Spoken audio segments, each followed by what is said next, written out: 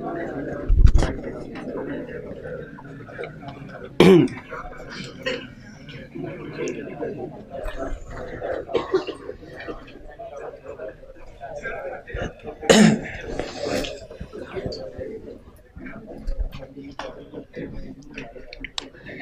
आज के लेक्चर का आगाज़ करते हैं। आज असाइनमेंट हम डिस्कस नहीं करेंगे। मैं चाह रहा हूँ कि आज के लर्निंग ऑब्जेक्टिव जो है ये हम तसल्ली से कंप्लीट कर लें, एंड में टाइम कम ना रह जाए, क्योंकि आज के लर्निंग ऑब्जेक्टिव्स अहम हैं। तो असाइनमेंट हम डिस्कस करेंगे इंशाल्लाह कल। प्रीवियस लेक्चर में से कोई क्वेश्चन हो तो वो पूछ लीजिए। कल हमने रिलेटेड पार्टीज़ की डेफिनेशन पढ़ी, रिलेटेड पार्टी ट्रांजैक्शंस, और उसके बाद रिस्पॉन्सिबिलिटी पढ़ी हमने रिलेटेड पार्टी के हवाले से मैनेजमेंट की और ऑडिटर की।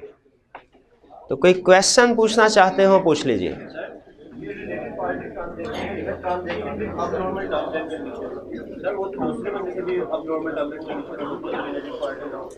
जी, रिलेटेड पार्टी ट्रांजैक्शन की एग्जांपल में लिखा हुआ है transaction with abnormal terms and condition.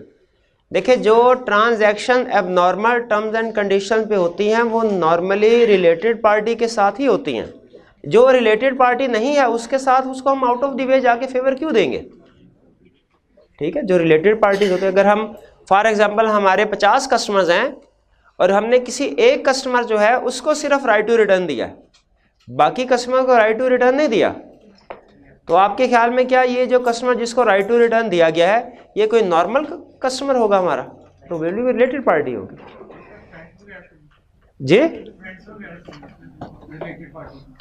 Related parties में फ्रेंड्स नहीं, रिलेटेड पार्टी का कंसेप्ट आप कॉर्पोरेट लेवल पे अप्लाई करें, पर्सनल लेवल पे अप्लाई ना करें। वो फ्रेंड्स हमारे वो रिलेटेड पार्टी होते तो हैं, इन्फ्लुएंस तो है, लेकिन एक कंपनी के पॉइंट ऑफ व्यू से सोचें, हम कंपनी का ऑडिट करने जा रहे हैं। कंपनी, हाँ, डायरेक्टर्स होते हैं रिलेटेड पार्टी, वो तो कल हमने डिस्कस कर लिया था। डायरेक्टर्स के फ्रेंड्स, देखिए ऑडिटिंग स्टैंडर्ड्स ने हमें रूल बताया है कि हर वो पार्टी रिलेटेड पार्टी होगी जिसका इन्फ्लुएंस होगा, रूल बताए। उसके बाद एग्जांपल्स उन्होंने बताई, एग्जांपल्स कंप्लीट नहीं होती। ठीक है, एग्जांपल्स कभी भी 100% लिस्ट आपको प्रोवाइड नहीं की जा सकती।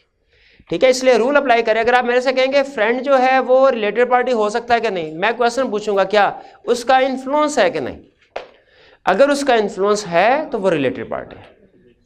ठीक है, वैसे नॉर्मली केस स्टडी में फ्रेंड का वर्ड यूज नहीं करता, वो यूज करता है स्पाउस, फादर, ब्रदर, इस तरह के रिलेशनशिप।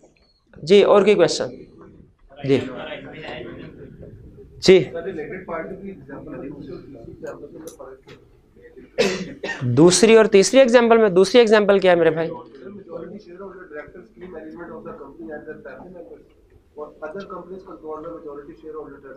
हाँ, सेकेंड एग्जांपल में ये कह रहा है वो कि जो डायरेक्टर्स के रिलेटिव्स हैं वो भी रिलेटेड पार्टी है।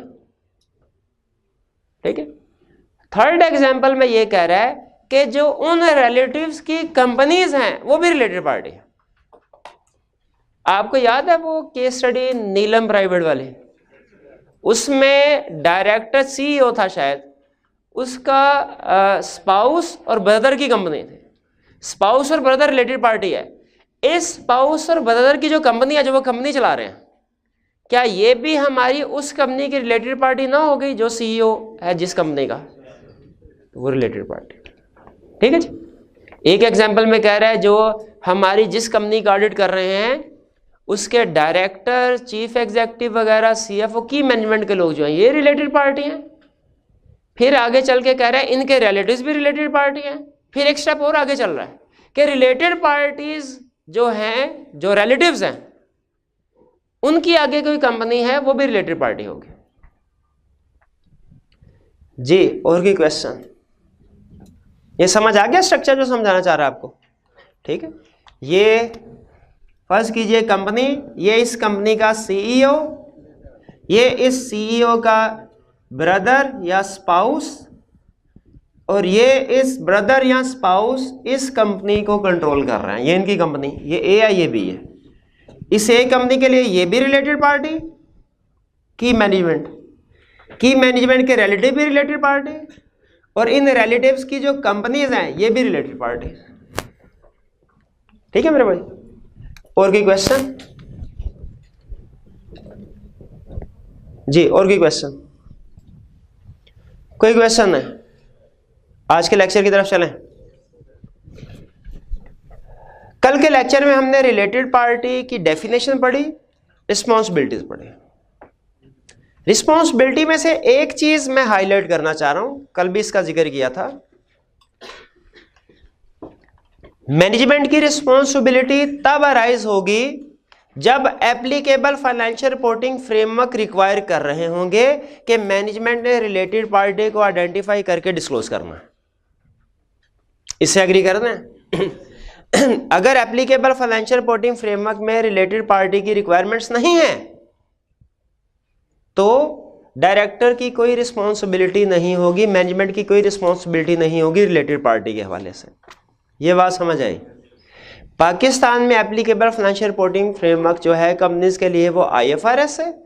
IFRS में एक स्टैंडर्ड है, शायद आपने अभी नहीं पढ़ा, IS 24, जो रिक्वायर करता है कि मैनेजमेंट ने रिलेटेड पार्टीज को आइडेंटिफाई करके डिस्क्लोज करना।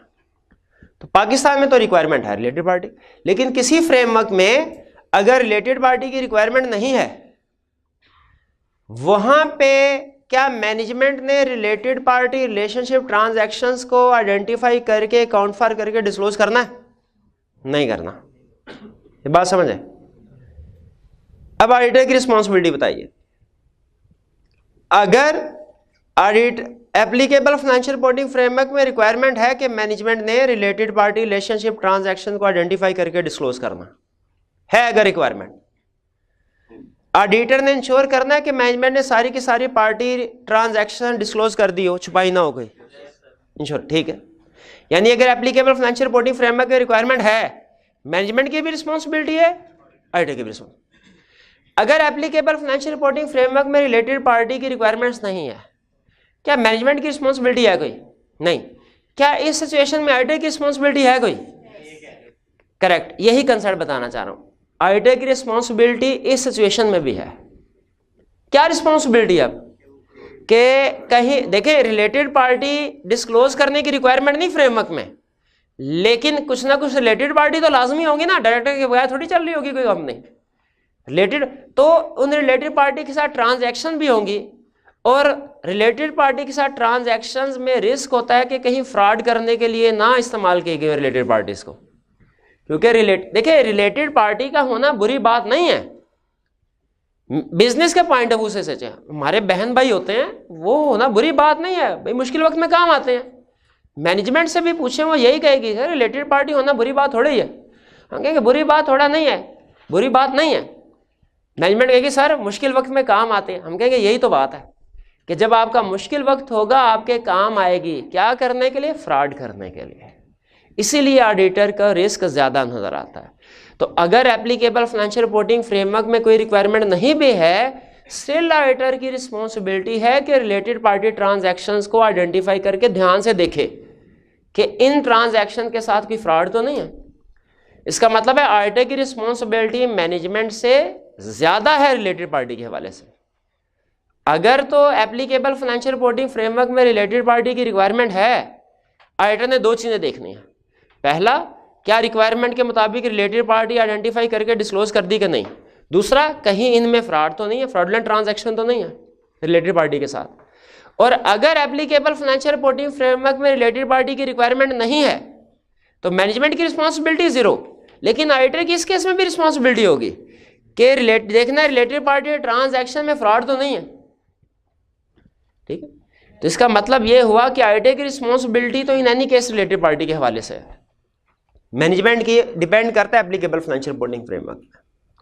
अब आते हैं वापस रेगुलर सिचुएशन, जो कि ज्यादातर फ्रेमवर्क में होती है कि रिलेटेड पार्टी रिलेशनशिप या ट्रांजैक्शन को मैनेजमेंट ने आइडेंटिफाई करके डिस्क्लोज करना फाइनेंशियल स्टेटमेंट्स में। क्या ऑडिटर को इंश्योर करना चाहिए कि सारी की सारी रिलेटेड पार्टी रिलेशनशिप और ट्रांजैक्शंस आइडेंटिफाई हो गई हुई हैं? कि मैनेजमेंट ने कह दिया सर रिलेटेड पार्टी हमने आइडेंटिफाई करके डिस्क्लोज कर दें, ऑडिटर कहा ठीक है अच्छा किया, काम पूरा, ऐसे होना चाहिए। क्या ऑडिटर को एविडेंस ऑब्टेन करना चाहिए कि सारी की सारी रिलेटेड पार्टी रिलेशनशिप और ट्रांजैक्शंस आइडेंटिफाई हो गई हैं, डिस्क्लोज हो गई हैं। अच्छा, अब मुझे क्वेश्चन याद आ गया ICAP का। उसमें CFO ने हमारे टीम मेंबर से कहा, सर आपके लिए गुड न्यूज़ ये है कि हमारी कोई रिलेटेड पार्टी है ही नहीं। ठीक है, या अगर CFO ये कहता है सर पूरे साल में कोई रिलेटेड पार्टी ट्रांजैक्शन ही नहीं है, क्या फिर भी हमें रिलेटेड पार्टी से रिलेटेड प्रोसीजर परफॉर्म करने की जरूरत है? बिल्कुल है, क्योंकि वो हो सकता है झूठ बोल रहा हो सकता है मे भी उसको भी पता ना हो रिलेटेड पार्टी हो गई। भाई डायरेक्टर्स 10-12 होते हैं, हर डायरेक्टर को एक दूसरे के बारे में थोड़ी पता होता है कि किसका स्पाउस, किसका जो ब्रदर है वो क्या काम कर रहा है, किस कंपनी में है। तो हमें अपने प्रोसीजर परफॉर्म करना है। अब ऑडिटर पहला कंसेप्ट जो आज हम सीखने जा रहे हैं वो ये procedures to identify all related parties. Auditor क्या प्रोसीजर परफॉर्म करेगा ये इंश्योर करने के लिए कि सारी की सारी रिलेटेड पार्टी आइडेंटिफाई हो चुकी है, डिस्क्लोज हो चुकी है। ठीक है, जो सबसे प्रोबेबली सबसे अहम जो इशू है ऑडिटर के लिए रिलेटेड पार्टी के हवाले से वो क्या है? क्या सारी की सारी रिलेटेड पार्टी रिलेशनशिप और ट्रांजैक्शन आइडेंटिफाई होकर डिस्क्लोज होगी कि नहीं। अच्छा, ये चीज़ बता दूं, आज का लेक्चर आपके ऑडिट में मोस्ट इंपॉर्टेंट लेक्चर में से एक लेक्चर है पूरे ऑडिट में। टेक्निकल बिल्कुल भी नहीं है, छोटे छोटे कंसेप्ट साथ साथ पढ़ते जाएंगे, समझ आती जाएगी। लेकिन अहम इसलिए कह रहा हूं कि एग्जामिनर का फेवरेट टॉपिक है। और अगर आप ICAP के क्वेश्चन बैंक का भी एनालिसिस करें ना तो आपको पता चलेगा प्रोबेबली सबसे ज्यादा क्वेश्चन जिन लर्निंग ऑब्जेक्टिव के हैं ICAP के क्वेश्चन बैंक में वो यही दो कंसेप्ट है। हमारा लर्निंग ऑब्जेक्टिव 3 और 4 चैप्टर 16 का। तो अटेंटिव होकर सुनिएगा, इंशाल्लाह जैसे जैसे सुनते जाएंगे समझ आती जाएगी, टेक्निकल चीज कोई नहीं। तो सबसे बड़ा इशू क्या है रिलेटेड पार्टी के हवाले से ऑडिटर का? क्या मैनेजमेंट ने सारी की सारी related party relationship transaction identify करके फाइनेंशियल स्टेटमेंट में डिस्क्लोज कर दी कि नहीं? ये ऑडिटर को इंश्योर करना चाहिए। अब कैसे इंश्योर करेगा? स्टेप बाय स्टेप सुनते जाइए। सबसे पहले क्लाइंट से लिस्ट लेगा। किस चीज की लिस्ट? रिलेटेड पार्टी रिलेशनशिप और ट्रांजैक्शन। अच्छा, मैं दो लफ्ज बोल रहा हूं, रिलेटेड पार्टी रिलेशनशिप और रिलेटेड पार्टी ट्रांजैक्शन, दोनों में फर्क है। रिलेशनशिप का मतलब क्या है? ये हमारी सब्सिडरी कंपनी है, ये होल्डिंग कंपनी है, ये एसोसिएटेड कंपनी है, ये डायरेक्टर है। ट्रांजैक्शन का मतलब क्या है? इसके साथ सेल की, इसके साथ परचेज की, इसको लोन दिया। ठीक है, रिलेटेड पार्टी रिलेशनशिप से मुराद वो रिलेटेड पार्टीज हैं और रिलेटेड पार्टी ट्रांजैक्शन का मतलब उनसे जो भी लेन देन हुआ। हम लिस्ट लेंगे किसकी? रिलेटेड पार्टी रिलेशनशिप की या ट्रांजैक्शन की? दोनों की। डिस्क्लोजर में दोनों चीजें आती हैं।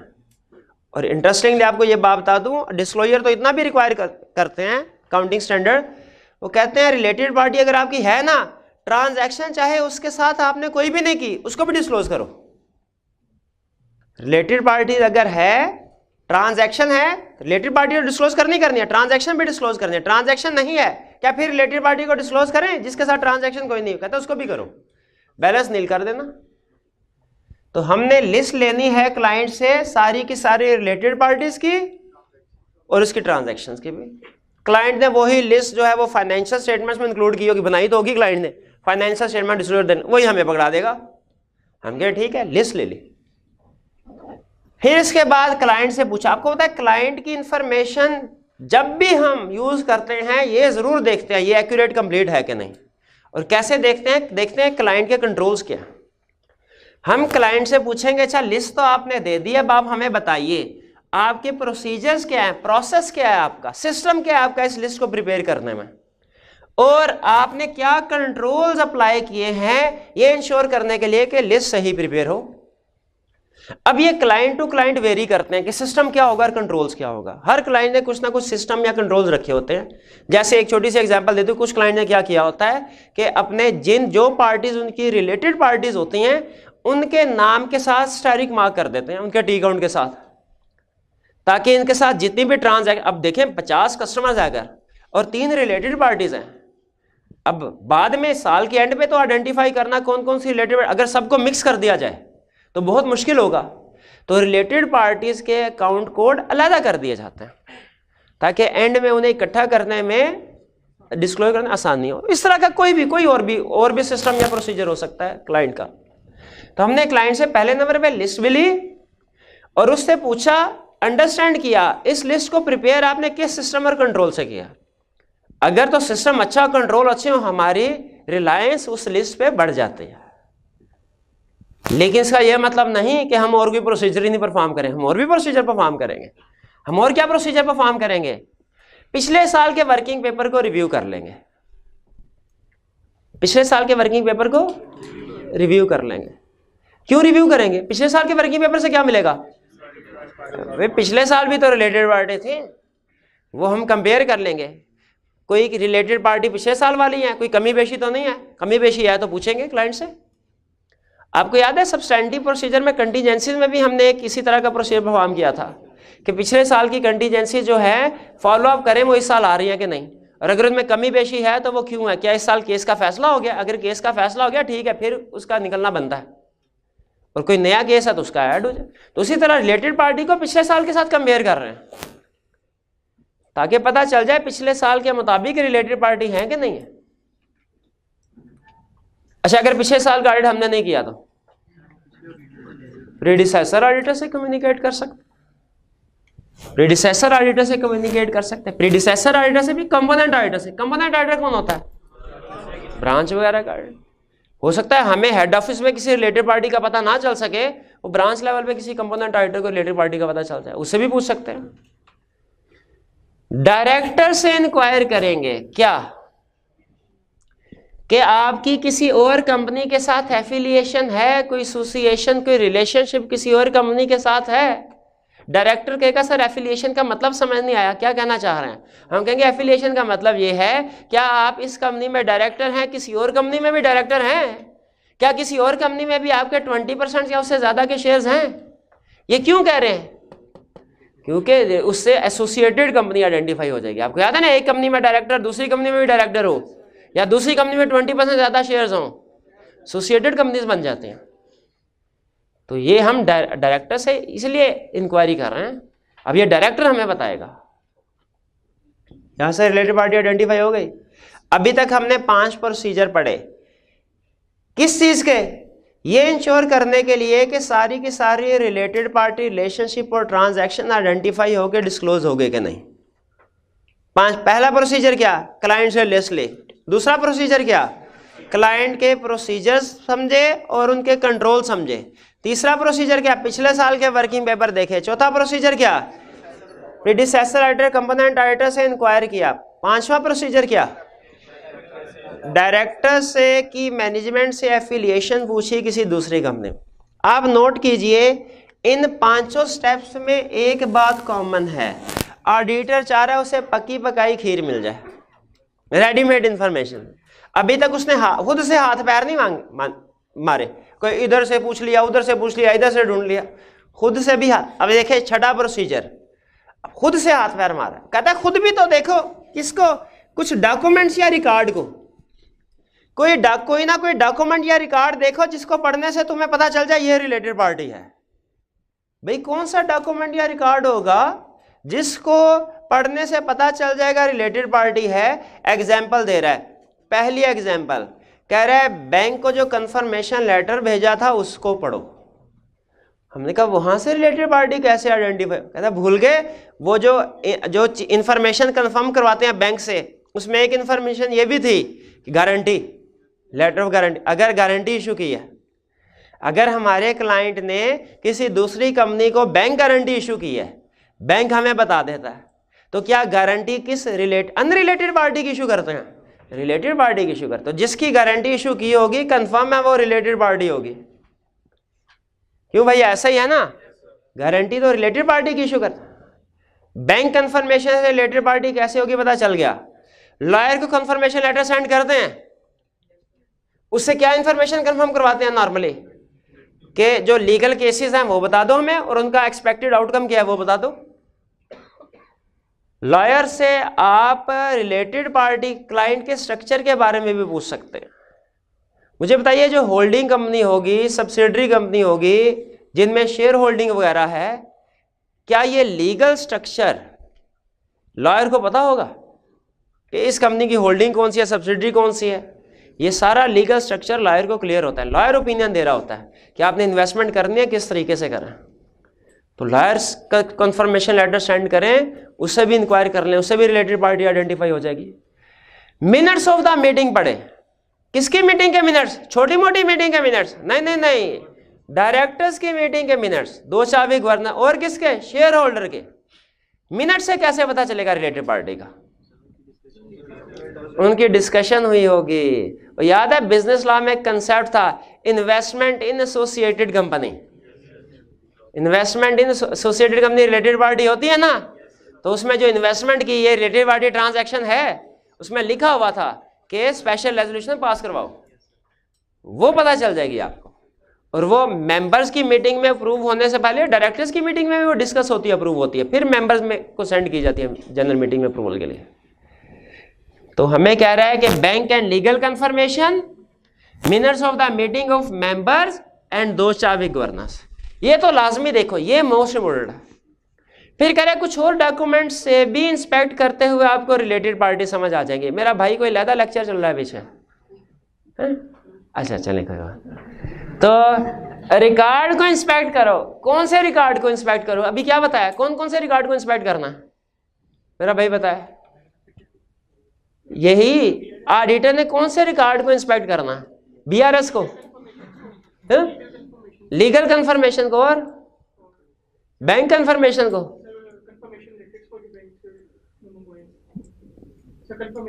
कंफर्मेशन लेटर कौन से? जो डेटर्स क्रेडिटर को सेंड करते हैं, जो बैंक को सेंड करेंगे, जो लॉयर को सेंड करेंगे। और मिनट्स ऑफ द मीटिंग, किसकी मीटिंग के मिनट्स? डायरेक्टर्स के और शेयर होल्डर के। और कह रहे थर्ड पार्टी को, ये तो हो गए अहम वाले जो मोस्ट इंपोर्टेंट डॉक्यूमेंट्स है। कहते हैं दूसरी छोटी मोटी डॉक्यूमेंट्स को भी इंस्पेक्ट कर सकते हैं। For example third party confirmation. Third party बाकी कौन सी रहेगी? थर्ड पार्टी बाकी कौन सी रहेगी? थर्ड पार्टी डेटर्स और क्रेडिटर्स नहीं। और कौन सी पार्टी है जिनको कंफर्मेशन सेंड करते हैं? भाई 4 पार्टीज होती हैं, 2 ऊपर कवर कर दी, नीचे 2 ही रहेगी, डेटर क्रेडिटर। डेटर को कंफर्मेशन लेटर सेंड करेंगे, कैसे रिलेटेड पार्टी आइडेंटिफाई होगी? अगर डेटर आपको कह दे मुझे राइट टू रिटर्न दिया गया जो नॉर्मली नहीं दिया जाता, मुझे कोई स्पेशल डिस्काउंट दिया गया जो नॉर्मली नहीं दिया जाता, तो ये किस वजह से दिया गया होगा? रिलेटेड पार्टी होगी तभी तो दिया गया होगा। तो हमने third party confirm, tax return से कैसे रिलेटेड पार्टी आइडेंटिफाई होती है? टैक्स में शायद आपने पढ़ा, हमारे जमाने में होता था कि ग्रुप टैक्सेशन, कि अगर आप एक ही ग्रुप पे होल्डिंग सब्सिडरी है तो एक कंपनी का लॉस दूसरी के प्रॉफिट के साथ सेट ऑफ आप क्लेम कर सकते हैं। ये अगर टैक्स पड़ा है तो इस तरह की चीज बड़ी होगी। आप तो इनकम टैक्स रिटर्न से पता जाहिर है जिसका लॉस सेट ऑफ किया गया होगा कोई रिलेटेड पार्टी होगी, चलती फिरती कंपनी का थोड़ी लॉस सेट ऑफ किया गया होगा। Register of share holder and directors, register law में पढ़ा होगा आपने, रजिस्टर ऑफ शेयर होल्डर भी बनता है डायरेक्टर, जिसमें शेयर होल्डर के नाम आते हैं और क्या आता है आगे, उनके कितने % शेयर होल्डिंग है। तो जिसके 20% से ज्यादा शेयर होल्डिंग हुई वो एसोसिएटेड बन जाएगा। और डायरेक्टर्स तो वैसे बाय डिफॉल्ट जो एसोसिएटेड रिलेटेड पार्टी होते हैं ना, तो डायरेक्टर्स के नाम। पब्लिश डॉक्यूमेंट्स, जो डॉक्यूमेंट्स पब्लिश किए, कौन सी? फाइनेंशियल स्टेटमेंट पिछले सालों की, भाई उनमें रिलेटेड पार्टी का डिस्क्लोजर नहीं होगा, वो पढ़ लो। वैसे तो हम प्रीडिसेसर ऑडिटर से भी पूछ रहे थे, लेकिन आपको पता है प्रीडिसेसर ऑडिटर पे लाजिम नहीं होता कि वो हमें इंफॉर्मेशन प्रोवाइड करे, उसका दिल है, डिस्क्रिशन है उसकी, चाहे कर दे चाहे ना कर। तो पिछले साल की फाइनेंशियल और प्रॉस्पेक्टस भी तो पब्लिश डॉक्यूमेंट होते हैं। प्रॉस्पेक्टस में डायरेक्टर के नाम नहीं लिखे होते क्या? इन्वेस्टमेंट किस किस जगह पे की हुई है, आगे किस जगह पे इन्वेस्टमेंट करने जा रहे हैं, ये प्लान लिखे होते हैं प्रॉस्पेक्टस में। तो पब्लिश डॉक्यूमेंट्स को भी इंस्पेक्ट कर सकते हैं। ये सारे काम जो हमने किए ये किस लिए किए? ये सर नहीं हो कुछ, ये किस लिए सारे काम किए? रिलेटेड पार्टीज को आइडेंटिफाई करने के लिए, कि कहीं ऐसा तो नहीं कि कोई रिलेटेड पार्टी ऐसी हो जो मैनेजमेंट ने ना बताई हो, या दूसरे लफ्जों में ये इंश्योर करने के लिए कि सारी की सारी रिलेटेड पार्टी, रिलेशनशिप और ट्रांजैक्शन आइडेंटिफाई हो गए, डिस्क्लोज हो गए सारे के सारे। मैं भूल गया प्रोसीजर, जरा मुझे फिर से प्रोसीजर बताइए। इधर नहीं देखना बाप ने, इधर नहीं देखना, इधर देखे। फिर से प्रोसीजर बताइए मुझे। रिलेटेड पार्टी रिलेशनशिप ये इंश्योर करने के लिए कि सारी की सारी रिलेटेड पार्टी, रिलेशनशिप और ट्रांजैक्शन आइडेंटिफाई होकर डिस्क्लोज हो गया कि नहीं, क्या क्या प्रोसीजर परफॉर्म करने होते हैं। स्टेप नंबर 1 क्लाइंट से लिस्ट लेनी है। स्टेप नंबर 2 क्लाइंट से अंडरस्टैंडिंग ऑफ कंट्रोल ऑब्टेन करनी है। प्रोसीजर क्या है, प्रोसेस क्या है लिस्ट को बनाने का, कंट्रोल्स क्या है इस लिस्ट को बनाने में। स्टेप नंबर 3 प्रीवियस ईयर के वर्किंग पेपर्स को रिव्यू कर लें। स्टेप नंबर 4 प्रीडिसेसर ऑडिटर से पूछ लें या कंपोनेंट ऑडिटर से पूछ लें। स्टेप नंबर 5 इंक्वायर करें डायरेक्टर से, की मैनेजमेंट से, क्या affiliation with other companies. Step number 6 खुद भी हाथ पैर मारो, इंस्पेक्ट करो। किसको इंस्पेक्ट करें, सबसे पहले मोस्ट इंपोर्टेंट डॉक्यूमेंट बतानी है, bank confirmation, lawyer confirmation and minutes of meeting of director and दोष ऑफ गवर्नेंस। फिर उसके बाद छोटी मोटी डॉक्यूमेंट्स भी बतानी है। वो कौन सी हैं, income tax return, register of share holder and directors, publish documents, financial statements और प्रोस्पेक्टस और थर्ड पार्टी कंफर्मेशन। क्लियर हो गए। ओ भाई बातें कर रहा था मेरे भैया। बताइए ये इंश्योर करने के लिए कि क्या सारी की सारी related party relationship transactions financial statements में इंक्लूड कर दी गई हैं, ये इंश्योर करने के लिए ऑडिटर क्या प्रोसीजर परफॉर्म करेगा।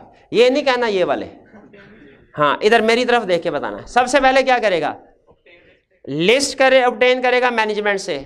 स्टेप उसके बाद अंडरस्टैंडिंग ऑब्टेन करेगा क्लाइंट के प्रोसेस की और कंट्रोल्स की लिस्ट बनाने में उन्होंने क्या प्रोसेस कंट्रोल्स लगाए, शाबाश। पिछले साल के वर्किंग पेपर्स को रिव्यू करेगा, उसमें लिस्ट आ रही होगी। स्टेप नंबर 4 शाबाश, बिल्कुल प्रीडिसेसर ऑडिटर या कंपोनेंट ऑडिटर को कम्युनिकेट करेगा। स्टेप नंबर 5 एफिलिएशन इंक्वायर करेगा मैनेजमेंट से, डायरेक्टर से कि किसी और कंपनी में उनकी एफिलिएशन है तो बता दे।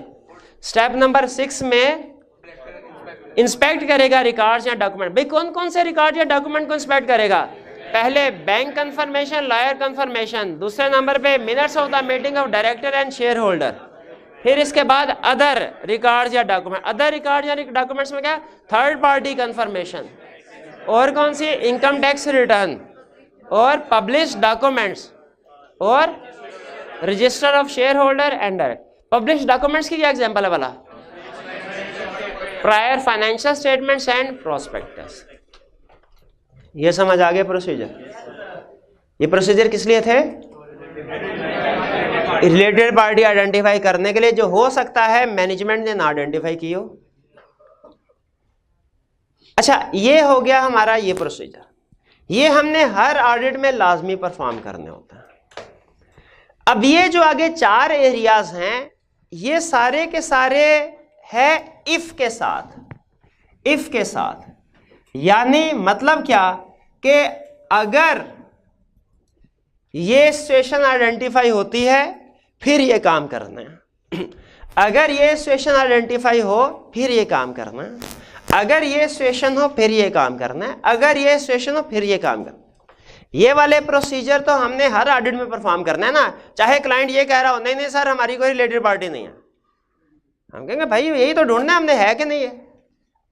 तो ये तो हर ऑडिट में प्रोसीजर परफॉर्म होंगे, ये किसी ऑडिट में होंगे, किसी जो सिचुएशन जिस ऑडिट में हुई तब वो प्रोसीजर परफॉर्म करने हैं। यानी ये क्या प्रोसीजर है, अगर आपको इन प्रोसीजर से कोई रिलेटेड पार्टी आइडेंटिफाई हो जाती है फिर ये काम करेंगे, और अगर कोई रिलेटेड पार्टी आइडेंटिफाई नहीं होती फिर ये काम नहीं करेंगे। अगर आपको प्रोसीजर परफॉर्म करते हुए पता चले कि कोई ट्रांजैक्शन है जो outside the normal course of business है फिर ये प्रोसीजर परफॉर्म करेंगे, वरना ये प्रोसीजर परफॉर्म नहीं करेंगे। अगर आपको पता चले कि मैनेजमेंट ने फाइनेंशियल स्टेटमेंट्स में लिखा हुआ है कि हमारी तो रिलेटेड पार्टी के साथ सारी ट्रांजैक्शन आर्म लेंथ बेसिस पे होती हैं, फिर ये प्रोसीजर परफॉर्म करेंगे, वरना प्रोसीजर परफॉर्म। अगर आपको पता चले कोई रिलेटेड पार्टी है डोमिनेंट इन्फ्लुएंस के साथ, फिर ये प्रोसीजर परफॉर्म करेंगे, वरना ये प्रोसीजर परफॉर्म, तो ये एक तरह से हो गए कंडीशनल प्रोसीजर। अगर रेलिवेंट कंडीशन एग्जिस्ट करती है प्रोसीजर परफॉर्म करेंगे, वरना नहीं। ये प्रोसीजर तो हमने हर ऑडिट परफॉर्म करना है। यहां तक क्लियर? ये प्रोसीजर परफॉर्म कर लिए, किस लिए किए थे? ये आइडेंटिफाई करने के लिए कि कहीं कोई related party relationship transaction disclose होने से रह तो नहीं गया। अब सुनिए, आई कैप का नया तरीका है वारदात, स्टूडेंट को फेल करने वाला है, स्टूडेंट को फेल करने वाला। वो क्या है?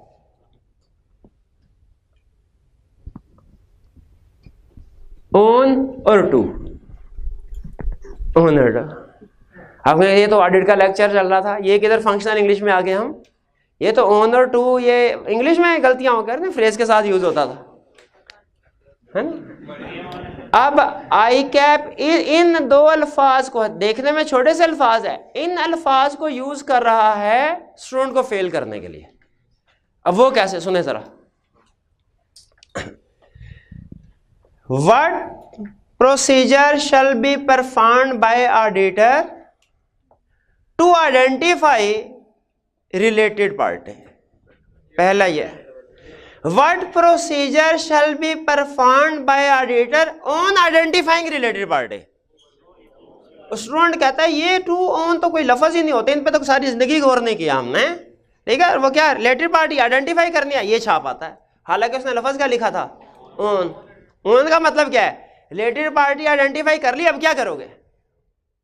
स्टूडेंट आगे कहा सर पेपर तो बेहतरीन हुआ था, पता नहीं ये पास क्यों नहीं हो सके। और भाई क्वेश्चन की रिक्वायरमेंट नहीं गौर से पढ़ी, रिक्वायरमेंट का एक एक लफ्ज हुआ, पूरे क्वेश्चन को वैसे तो ध्यान से पढ़ना चाहिए, रिक्वायरमेंट को 2-3 दफा पढ़ना चाहिए।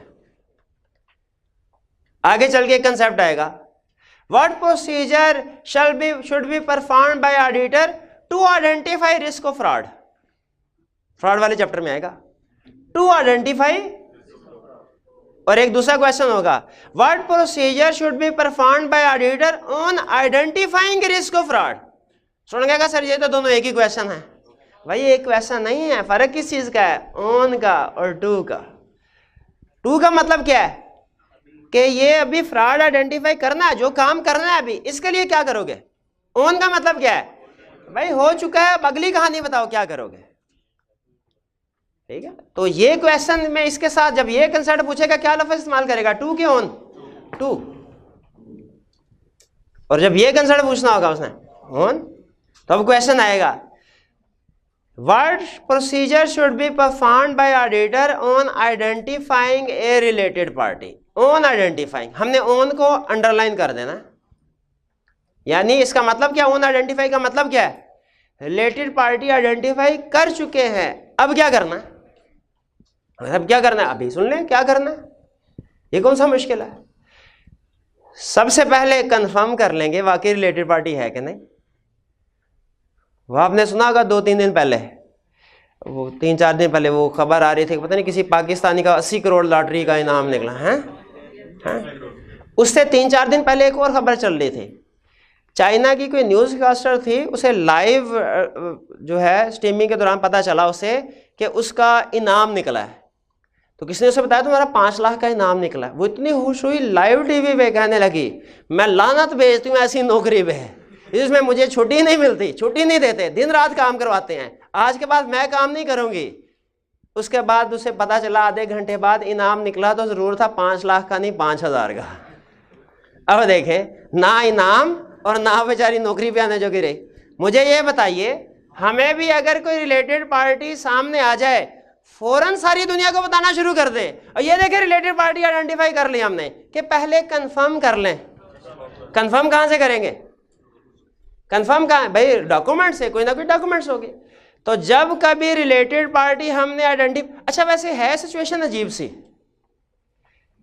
कि क्लाइंट सारे साल में वो रिलेटेड पार्टी आइडेंटिफाई नहीं कर सका, हमने एज ऑडिटर 1.5-2 महीनों में रिलेटेड पार्टी आइडेंटिफाई कर ली। है क्लाइंट का बिछड़ा भाई, ढूंढा किसने? हमने।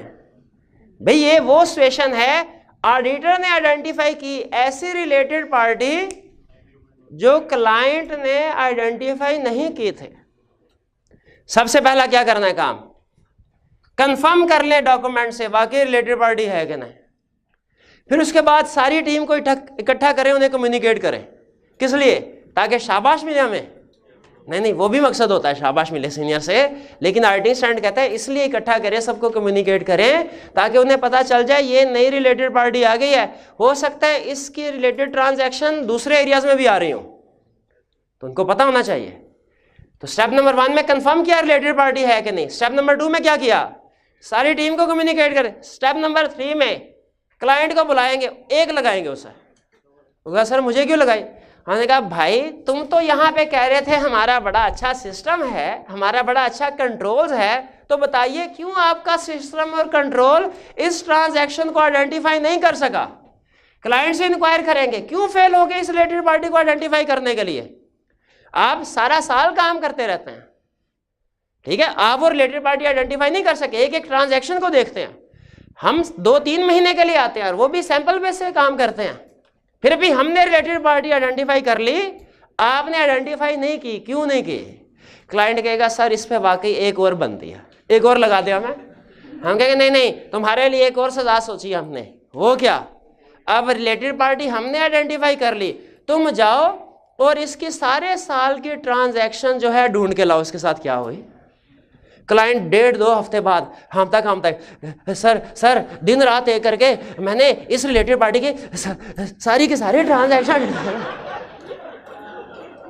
हमें क्या उसको एज इट इज एक्सेप्ट कर लेना चाहिए कि सब्सटेंटिव प्रोसीजर परफॉर्म करने चाहिए कि ये एक्यूरेट कंप्लीट ट्रांजैक्शन है कि नहीं। बिल्कुल सब्सटेंटिव प्रोसीजर परफॉर्म करेंगे हम, और फिर हम शुक्र अदा करेंगे, या अल्लाह तेरा लाख लाख शुक्र है एक ही रिलेटेड पार्टी थी जो क्लाइंट ने आइडेंटिफाई नहीं की, वो हमने कर ली, अब सारी रिलेटेड पार्टी बिल्कुल फिट हो गई। ऐसे गए? हाँ, शुक्र जरूर अदा करेंगे अल्लाह ताला का, लेकिन फिर ये सोचेंगे कि अगर एक रिलेटेड पार्टी स्किप हो सकती है तो हो सकता है और भी रिलेटेड पार्टी हो जो स्किप हो गई हो।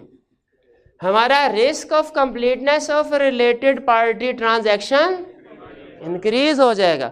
और अगर कभी पता चल जाए ये ट्रांजैक्शन जानबूझ के छुपाई गई थी, रिस्क ऑफ फ्रॉड भी इंक्रीज हो जाएगा।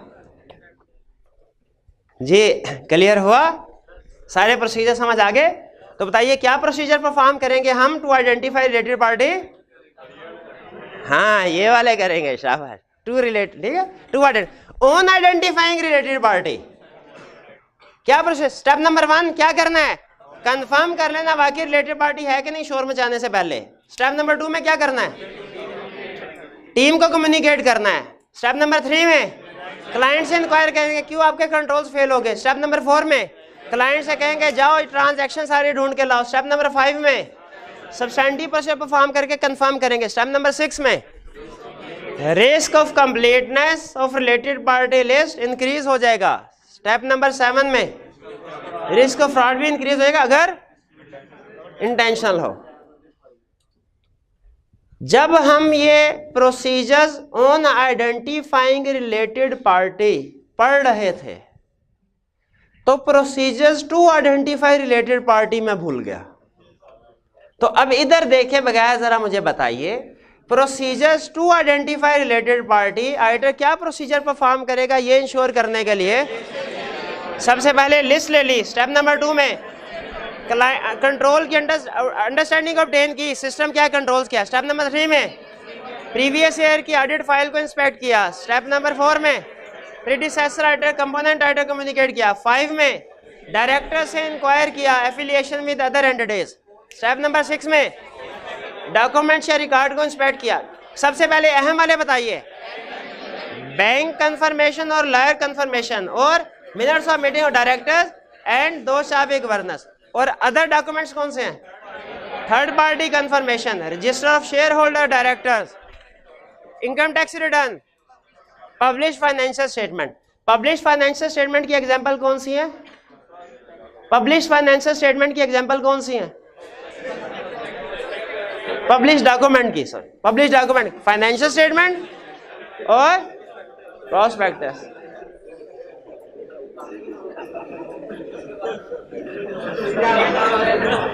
अगर ऑडिटर ने रिलेटेड पार्टी आइडेंटिफाई कर ली, कंफर्म करेगा और टीम को कम्युनिकेट करेगा, इंक्वायर करेगा मैनेजमेंट से, क्यों नहीं आइडेंटिफाई कर सके, कहेगा सब्सटेंटिव प्रोसीजर और सारी ट्रांजैक्शन ढूंढ के लाओ, फिर सब्सटेंटिव पर परफॉर्म करेगा, रिस्क ऑफ कंप्लीटनेस और रिस्क ऑफ फ्रॉड भी अगर इंटेंशनल हो। भाई कोई मसला है, सिंपल क्वेश्चन, ठीक है। लेकिन बस जो कंसेप्ट आई कि आपके फेवरेट है सो फेवरेट है, ये भी हो गया हमारा कंसेप्ट और ये भी। अब चलते हैं क्या, transaction outside the normal course of business. कल मैंने आपको एग्जांपल दी थी दो, ट्रांजैक्शन विद रिलेटेड पार्टी की है, कल आया नहीं था, साथ ही मजबूरियां शुरू हैं। क्या थी, एक थी सेल परचेज की ट्रांजैक्शन, एक थी हाँ इन्वेस्टमेंट इन एसोसिएटेड कंपनी की, जैसे हाँ इन्वेस्टमेंट इन एसोसिएटेड कंपनी, जैसे लोन लेना देना या शेयर कैपिटल इशू करना, बताइए। हाँ नहीं, एक थी नॉर्मल कोर्स ऑफ बिजनेस की, वो कौन सी, सेल परचेज वाली। दूसरी को अब नॉर्मल नहीं कहना, उसे हम कहते हैं transaction outside the normal course of business. अब नॉर्मल नहीं कहते, क्या कहते हैं, transaction outside the normal course of business. Transaction outside the normal course of business की एग्जांपल क्या है, जैसे लोन देना, लोन लेना, रीपे करना, शेयर कैपिटल इशू करना, एक्वायर करना, यह transaction outside the normal course of business है। इस कंसेप्ट का, ये ट्रांजैक्शन समझ आ गई आपको, outside the normal course of business का मतलब क्या है, वो ट्रांजैक्शन जो नॉर्मली रूटीन नेचर में वो बिजनेस नहीं करता। इसकी एक एग्जांपल देता हूं आपको, उससे एक कंसेप्ट समझ आएगा। आज से कोई 15-20 साल पहले स्टेट बैंक ऑफ पाकिस्तान ने एक स्कीम लॉन्च की, एक्सपोर्ट प्रमोशन स्कीम के नाम से, जिसमें उन्होंने कहा कि हमारे जो टेक्सटाइल सेक्टर्स है इसकी एक्सपोर्ट को बढ़ाने के लिए उन्हें इंसेंटिव क्या दिया जाएगा कि अगर उन्हें पैसों की ज़रूरत है तो उन्हें 2% रेट ऑफ इंटरेस्ट पे लोन दिया जाएगा। मार्केट में बोरिंग रेट चल रहा था कोई तकरीबन 10%, 2%, जाहिर है कम कॉस्ट पे लोन मिलेगा तो उनके लिए आसानी है, कॉस्ट कम होगी, इंटरनेशनल मार्केट में वो कम्पीट कर सकेंगे। अब जो टेक्सटाइल कंपनी थी जो एक्सपोर्ट कर रहे थे, सबको तो पैसे नहीं चाहिए होते, कुछ जो है वो सेल्फ सफिशिएंट होती है, उनके पास अपना फाइनेंस अवेलेबल है, कुछ के पास अवेलेबल नहीं होता। लेकिन जिनको पैसे नहीं चाहिए थे उन्होंने भी कहा यार बहती गंगा में हाथ धो लेते हैं, उन्होंने भी लोन ले लिया। अच्छा, जब लोन लिया तो उन कंपनीज के सीएफओ ने कार्रवाई क्या की, सीएफओ ने एक अपने भाई की या किसी ना किसी रिलेटिव, कोई और कंपनी बनाई, उसमें किसी भाई या रिलेटिव को कंट्रोल करने के लिए बिठा दिया, ओनर के तौर पे या डायरेक्टर के तौर पे। और जिस टेक्सटाइल कंपनी ने लोन लिया था उसी लोन को, जो 2% पे लिया था, उसी लोन को 3% पे उस रिलेटेड पार्टी वाली कंपनी को दे दिया लोन। अब रिलेटेड पार्टी वाले ने, जो दूसरी कंपनी थी, उसने 3% पे लोन लिया, तो क्या किया भला, वो असल में और कंपनी कुछ भी नहीं करती थी, वो सिर्फ ये लोन लेने के लिए बनाए गए थे। उसने वो लोन बैंक में दोबारा जमा करवा दिया।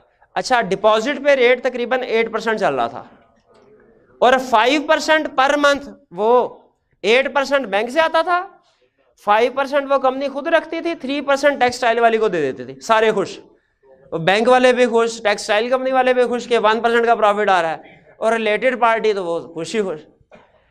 हुआ क्या फिर, बाद में जब साल 1.5-2 साल गुजरे, स्टेट बैंक ने थोड़ा स्टैटिस्टिक्स इकट्ठी करता है, उसने कहा यार हमने लोन कितना दिया है और एक्सपोर्ट कितनी बढ़ी। पता चला लोन दिया 100 मिलियन, एक्सपोर्ट बढ़ी है 20 मिलियन। उन्होंने इन्वेस्टिगेशन शुरू की, भाई बकिया पैसे गए किधर, भाई उसका भी तो एनालिसिस था ना। वो इन्वेस्टिगेशन की तो पता चला ये फ्रॉड हो रहा है। उन्होंने फौरी तौर पर उन्होंने कहा बस अब कोई एक्सपोर्ट प्रमोशन स्कीम नहीं, सारा कुछ बंद। लेकिन मुझे ये बताइए, स्टेट बैंक को तो बाद में पता चला, क्या ऑडिटर जो है वो इस तरह के फ्रॉड का पता लगा सकता है? बिल्कुल। बड़े भाई क्या काम करे तो उसको फ्रॉड का पता चल जाएगा? बहुत आसान। जब कभी उससे पहले तो बताइए क्या ये transaction outside the normal course of business थी? बिल्कुल थी। क्यों? क्योंकि नॉर्मली एक टेक्सटाइल कंपनी का ऑर्डिनरी कोर्स ऑफ बिजनेस नहीं है लोन देना, ये तो बैंक का काम है। अगर टेक्सटाइल कंपनी किसी को लोन दे, ये इलीगल नहीं है। Transaction outside the normal course of business का ये मतलब नहीं इलीगल है, इलीगल नहीं है, लेकिन रूटीन से हटके, ठीक है। वैसे तो इजाजत दी है कंपनीज एक्ट ने भी, इन्वेस्टमेंट इन एसोसिएटेड कंपनी लॉ में पढ़ा होगा, वो यही कंसेप्ट है कि एसोसिएटेड कंपनी को लोन दे सकते हैं, ठीक है। लेकिन ये चूंकि ऑर्डिनरी कोर्स ऑफ बिजनेस से हटके ट्रांजैक्शन है, transaction outside the normal course of business, इसके ऊपर ऑडिटर को खुसूसी तवज्जो देनी चाहिए कि नहीं, कि नॉर्मल ट्रांजैक्शन की तरह ट्रीट करें, क्योंकि इनमें रिस्क होता है। बल्कि रिस्क क्या, तकरीबन 90% से ज्यादा कंफर्म होता है कोई ना कोई रिलेटेड पार्टी होगी। आम पार्टी के साथ तो हम हट के कोई ट्रांजैक्शन नहीं करते ना, रूटीन से आउट ऑफ द वे जाके कोई फेवर नहीं देते। तो ये क्या करना है, सबसे पहले हमें इंस्पेक्ट करना चाहिए क्या, minutes of the board of director के शेयर होल्डर के। भाई डायरेक्टर्स को, शेयर होल्डर को पता है कि नहीं कि सीएफओ ये कार्रवाई कर रहा है, कहीं ऐसा तो नहीं उनको पता ही नहीं और सीएफओ जो है लोन सारा आगे ट्रांसफर कर रहा है। तो हम इस ट्रांजैक्शन, इस तरह की ट्रांजैक्शन जो outside the normal course of business है, इसके मिनट्स को, डायरेक्टर्स के मीटिंग को और शेयर होल्डर की मीटिंग को इंस्पेक्ट, किस लिए इंस्पेक्ट करेंगे इनकी मीटिंग के मिनट्स, इन्होंने अप्रूवल दी है कि नहीं दी। फिर इसके बाद इवेल्युएट करना क्या, काउंटिंग एंड डिस्क्लोजर, क्या इसको प्रॉपरली डिस्क्लोज किया गया कि नहीं। ऐसा तो नहीं कि इसे ट्रेड रिसीवेबल के साथ अदर रिसीवेबल के नाम से उसमें ऐड कर दिया, भाई इसका तो अलग से डिस्क्लोजर आना चाहिए, रिलेटेड पार्टी है ना। अगर ट्रेड एंड अदर रिसीवेबल में इस लोन को छुपा दिया जाए, अलग से डिस्क्लोज ना किया जाए, तो क्या बाकी डायरेक्टर्स को, शेयर होल्डर्स को, स्टेट बैंक, बाकी दुनिया को पता चल सकेगा? नहीं चल सकेगा। तो हमने देखना है कि क्या इसको प्रॉपरली काउंटिंग एंड डिस्क्लोज किया गया कि नहीं। फिर हमने इंश्योर करना है क्या, management explanation is consistent with supporting documents, कि मैनेजमेंट, इसका क्या मतलब हुआ कि management explanation is consistent with supporting document. Management से पूछेंगे भैया ये लोन क्यों दिया है उसको, वो बैंक से जाके लोन नहीं ले सकता क्या दूसरी कंपनी, आपने क्यों लोन दिया?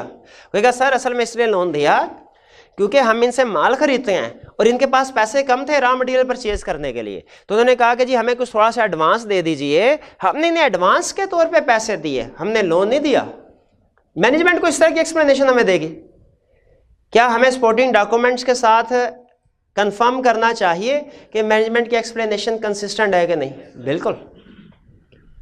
और फिर देखेंगे इवैल्यूएट एग्जिस्टेंस ऑफ फ्रॉड, कि कहीं ये फ्रॉड के लिए तो सारी ट्रांजैक्शन नहीं की गई, ठीक है। अब अगर उस वक्त ऑडिटर इस तरह की ट्रांजैक्शंस को देख के सोचते, जरा सा भी सोचते, उन्हें फौरन पता चल जाता, सोचा भी होगा उस वक्त ऑडिटर ने, ठीक है। लेकिन हमने इन ट्रांजैक्शन को जो outside the normal course of business है, इनको ध्यान से चेक करना है। भाई क्या चेक करना है इनमें? मिनट्स ऑफ मीटिंग, जो transaction outside the normal course of business होगी। और क्या चेक करना है कि इनकी प्रॉपर अकाउंटिंग और अप्रूवल, पहले चेक कर रहे हैं अप्रूवल हो गया कि नहीं, दूसरे में डिस्क्लोज किया कि नहीं किया। फिर मैनेजमेंट से रीजनिंग भी होनी चाहिए ना उसकी, ट्रांजैक्शन की रीजनिंग इंक्वायर करेंगे कि मैनेजमेंट की एक्सप्लेनेशन जो है वो सपोर्टिंग डॉक्यूमेंट से कंसिस्टेंट है कि नहीं। और एंड में वैल्यूएट करेंगे कहीं फ्रॉड करने के लिए outside the course of business transaction तो नहीं की गई। ये क्लियर हो गया? आगे चलते हैं। Management assertion of arms length basis. अगर मैनेजमेंट ने अपनी फाइनेंशियल स्टेटमेंट्स में लिख दिया, क्या लिख दिया कि हमारी सारी रिलेटेड पार्टी के साथ सारी ट्रांजैक्शन आर्म लेंथ बेसिस पे है, तो फिर हमने कंफर्म करना है बाकी आर्म लेंथ बेसिस पे है कि नहीं।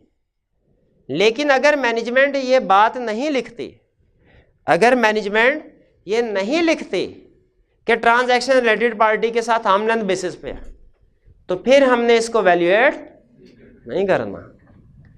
यानी रिलेटेड पार्टी के साथ ट्रांजैक्शन आर्म लेंथ बेसिस पे होनी चाहिए, लेकिन हमने चेक कब करना है?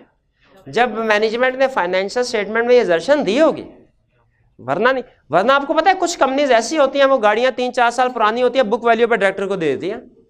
3-4 साल पुरानी गाड़ी की जो बुक वैल्यू होती है, मार्केट वैल्यू नॉर्मली ज्यादा होती है, ठीक है, कितना डेप्रिसिएशन रेट चल रहा है, वो टैक्स में कितना होता है गाड़ी व्हीकल का डेप्रिसिएशन रेट 15%, 15, यानी तकरीबन 7 साल बाद वो गाड़ी की बुक वैल्यू 0 हो जाती है।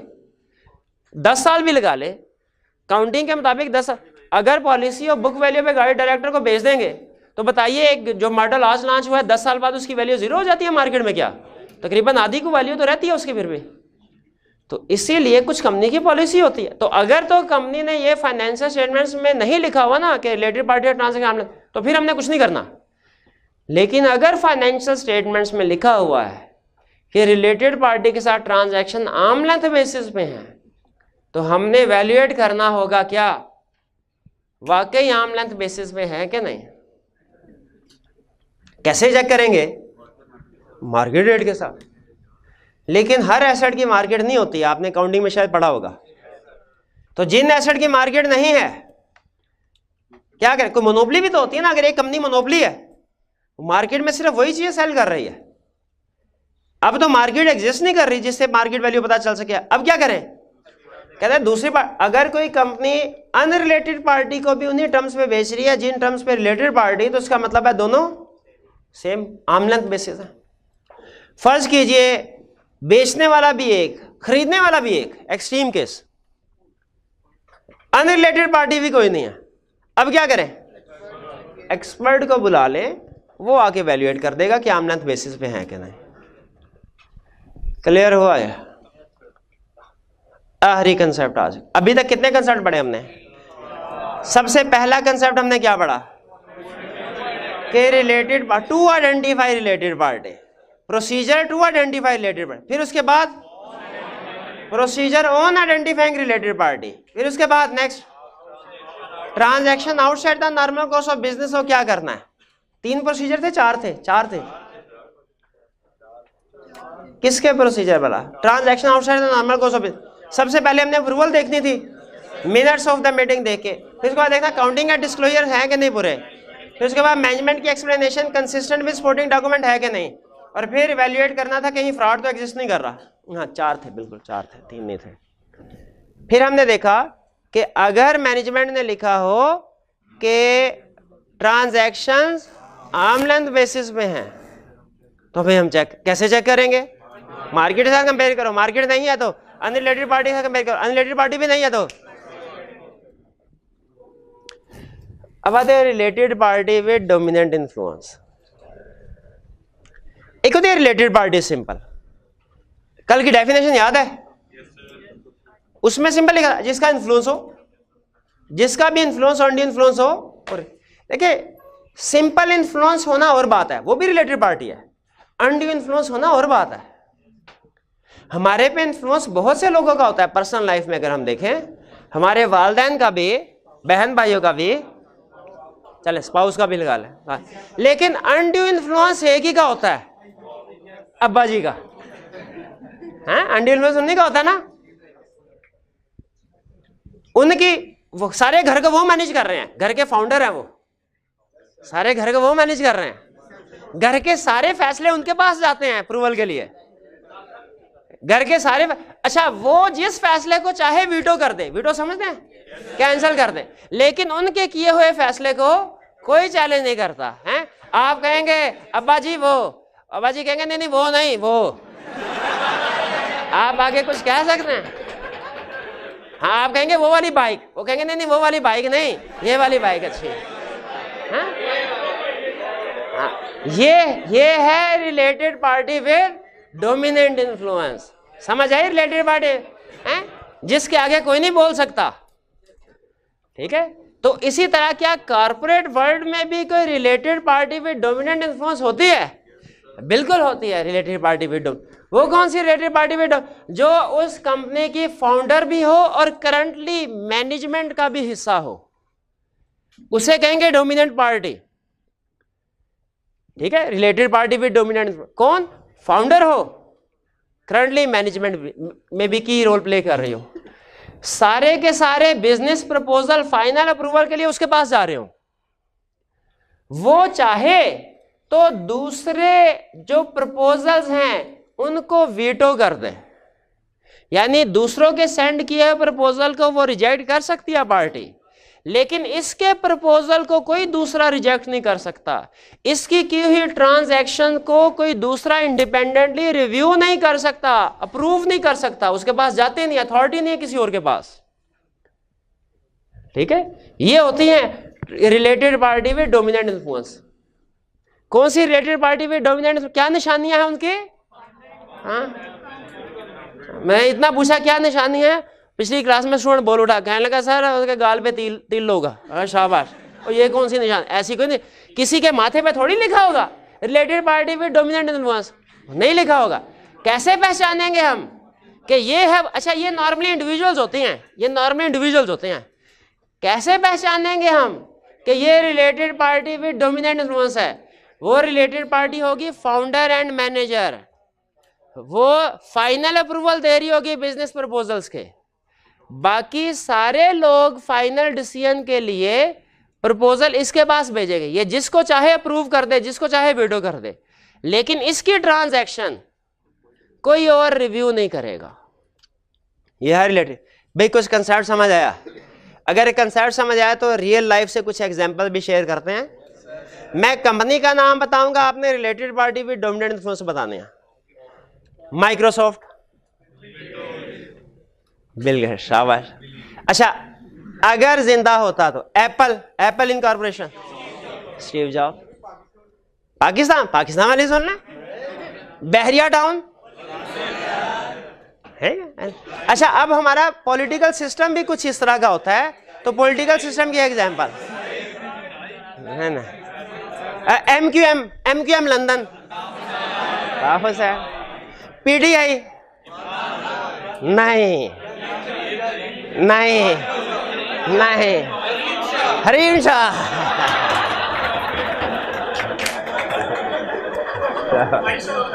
नहीं है, शेख रशीद है।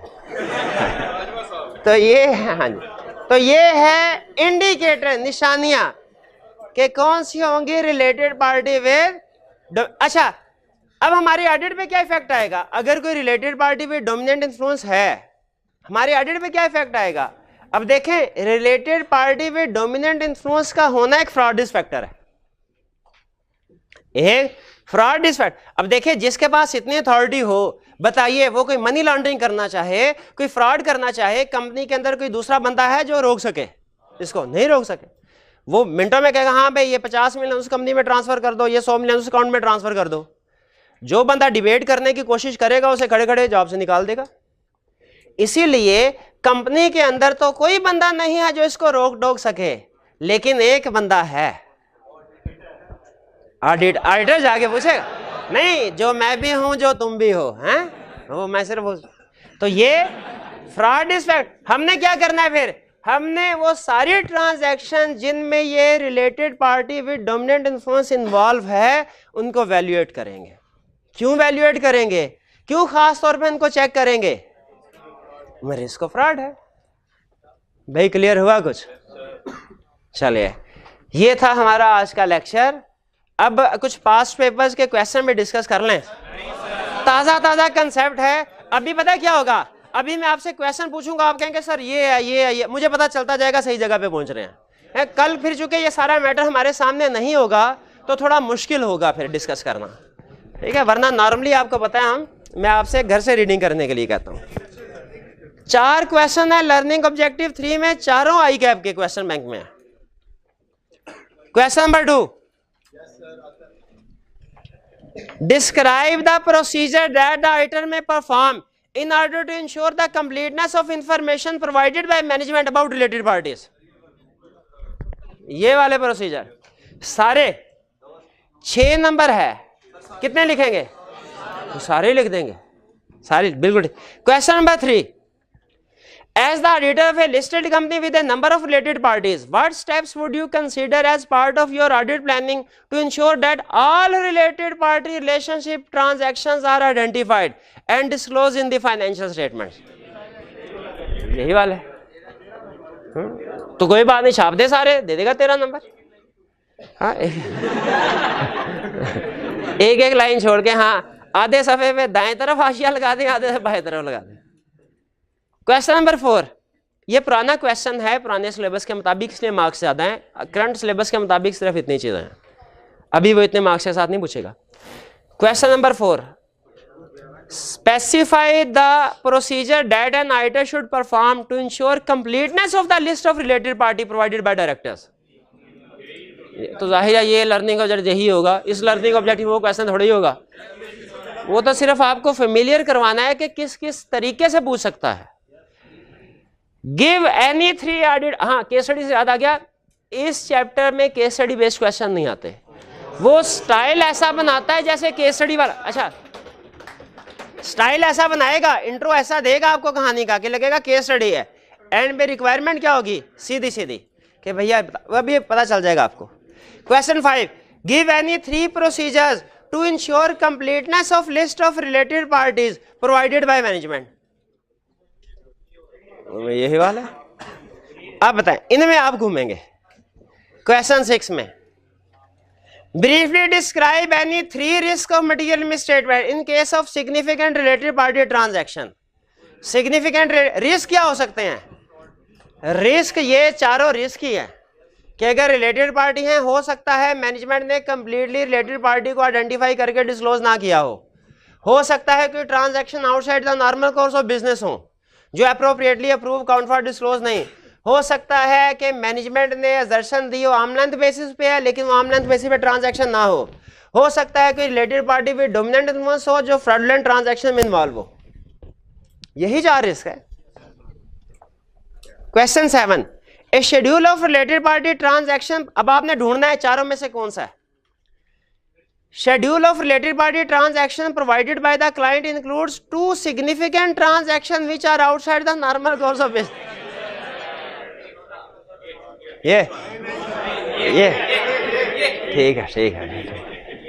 Question 8, you are the audit manager on the audit of a listed company Kamil limited. Prior to completion of audit, you came across a prospectus issued by Neelam Limited, according to which a director of KL is the chief executive of NL. Director of KL is the, इसको तो underline करें, related party आगे के नहीं आई। However, the name of NL was not included in the list of related parties provided by KL. लेकिन KL ने इसका नाम रिलेटेड पार्टी में नहीं डाला था, हालांकि रिलेटेड पार्टी है। On being confronted, the management has advised that the name was omitted inadvertently as the appointment took place just 2 months prior to the year end. Describe your course of action in the above situation. पहला वाला बिल्कुल। Question number 9. On the audit of Babar Limited, you have noted a transaction whereby a loan payable to the holding company which was overdue for 6 months was settled by transfer of securities owned by BL. Loan लिया था उसको settle कर दिया, कैसे? Securities issue करके। Evaluate the above scenario, evaluate का मतलब है ढूंढो कौन सी सिचुएशन है, सेकंड वाली, outside the normal course of business. शाबाश, ये रूटीन वाली ट्रांजैक्शन नहीं है क्या भैया? रोज रोज थोड़ी लोन लेते हैं या रीपे करते हैं, सिक्योरिटीज इश्यू करते हैं। 10, Al Shams limited is an unquoted public company. Unquoted कौन सी होती है भला? अनलिमिटेड नहीं, unlisted. A large part of its business is carried out with persons, organizations who are related to management or the shareholders.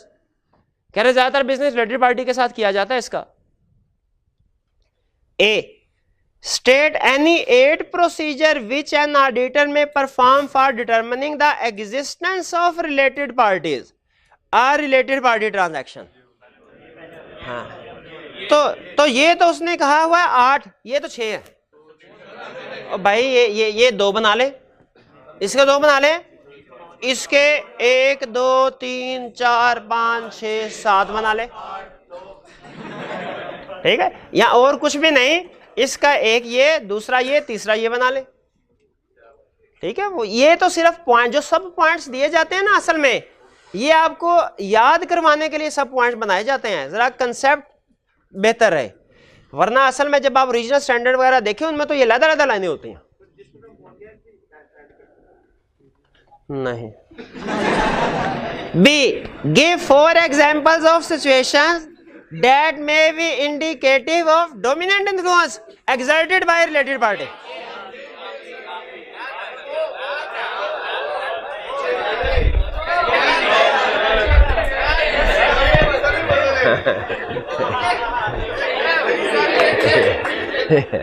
ठीक है, चलिए बिल्कुल जी। चलिए ये थे हमारे क्वेश्चन। आज का लेक्चर यहाँ पे ख़त्म करते हैं। अल्लाह।